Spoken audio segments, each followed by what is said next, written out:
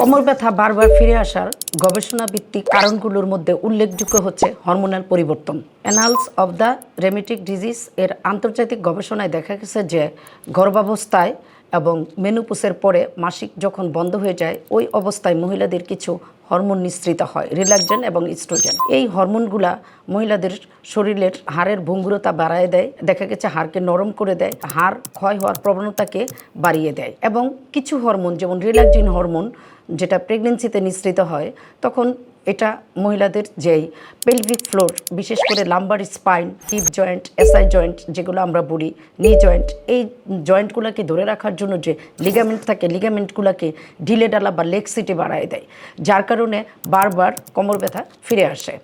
এর মধ্যে আরেকটা উল্লেখযোগ্য কারণ হচ্ছে মেন্টাল স্ট্রেস বা স্নায়ুর উপরে চাপ। The global burden of low back pain এর 2021 সালের তথ্য মতে দীর্ঘদিনের মানসিক চাপ বা মেন্টাল স্ট্রেস নার্ভের সেন্সিটিভিটি বা ইরিটেশন বাড়িয়ে দেয়, যার কারণে একজন পেশেন্টের যদি তার ব্যথা কমেও যায়, তার মনে হয় যে না, আমার সিভিয়ার ব্যথা আছে বা আমার ব্যথা আগের মতোই আছে বা আমার ব্যথা কমতেছে না। গবেষণা ভিত্তিক আরও কিছু কারণ আছে, যেমন পেলভিক ফ্লোরের মাসেল দুর্বল হয়ে যাওয়া, দীর্ঘ সময় বসে কাজ করা, যেমন মহিলারা ঘরের যে লং টাইম বসে একই পজিশনে কাজ করতেছে, বারবার সামনে ঝুঁকে কাজ করতেছে, ভারী জিনিস উত্তোলন করতেছে, এই কারণে কোমরে একটা বায়োমেকানিক্যাল ওভার স্ট্রেস পড়তেছে এবং সেটা বারবার পড়তেছে, যার কারণে ব্যথা বারবার ফিরে আসতেছে। আর পেলভিক ফ্লোর মাসেলটা যদি আমি বলতে চাই, বিশেষ করে বাচ্চা প্রসবের আগে এবং পরে মহিলাদের যে ওজনটা বেড়ে যায় বা লিগামেন্ট যে লেক্সিটি বেড়ে যায়, এটার কারণে সাধারণত পেলভিক ফ্লোর যেরকম আপনার লোয়ার অ্যাবডোমেনের মাসেল, কোমরের মাসেল এবং কোমর থেকে নিচে যে আমাদের হিপ জয়েন্ট বা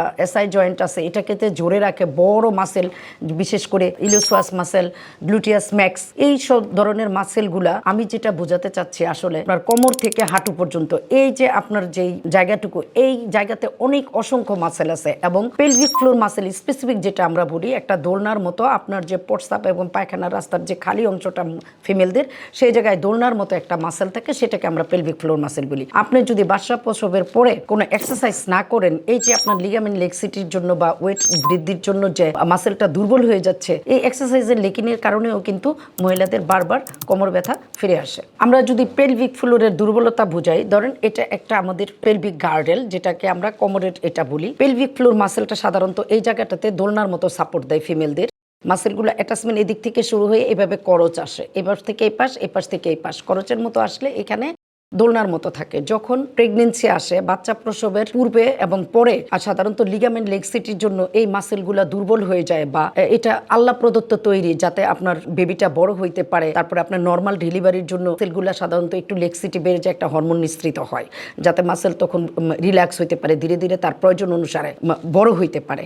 সে কারণে কিন্তু দেখা গেছে যে প্রেগনেন্সির প্রসব পরবর্তী আমরা কেউ এক্সারসাইজ করে এই মাসেলটাকে শক্তিশালী করি না, মানে এই মাসেলটাকে রিহ্যাব করি না, এই মাসেলটার শক্তি বাড়াই না, মোট কথা আগের অবস্থানে নিয়ে যাওয়ার চেষ্টা করি না। এই মাসেলটার দুর্বল হওয়ার কারণেও কোমর ব্যথা বারবার ফিরে আসে ফিমেলদের। তাহলে করণীয় কি, যাতে কোমর ব্যথা বারবার ফিরে না আসে আমরা কি করব? এক্ষেত্রে যেটা করতে হবে, কারো কোমর ব্যথা যখন হবে তাকে যেটা করতে হবে, সে প্রথম স্টেজে মেডিসিন বিশেষজ্ঞ দেখিয়ে ওষুধ খেয়ে রেস্টে থাকতে পারে, এবং ওষুধ খাওয়ার পরে যদি ব্যথা বারবার ফিরে আসে তাহলে অবশ্যই তাকে একজন ম্যানুয়াল ফিজিওথেরাপি বিশেষজ্ঞ দেখাতে হবে। এবং কারো যদি দেখা গেছে যে প্রেগনেন্সির পরে বারবার কোমর ব্যথা ফিরে আসতেছে বা বাচ্চা প্রসবের পরে, তাকে অবশ্যই পেলভিক ফ্লোর স্পেশালিস্ট ট্রেনিং যারা আছে, যেটা আমাকে পেলভিক পিটি বলি, পেলভিক ফ্লোর স্পেশাল ফিজিওথেরাপিস্ট আছে কিন্তু আমাদের দেশে এখন অ্যাভেলেবেল। আপনাকে তাহলে তাকে দেখিয়ে অ্যাসেসমেন্ট করে আপনার কোর মাসেলের স্টেবিলিটি বাড়াইতে হবে। আমাদের এএসপিসিতে এসডিএম নিয়ে বেশ কিছু গবেষণা আছে, যার ফলশ্রুতি আমরা প্রমাণ করেছি যে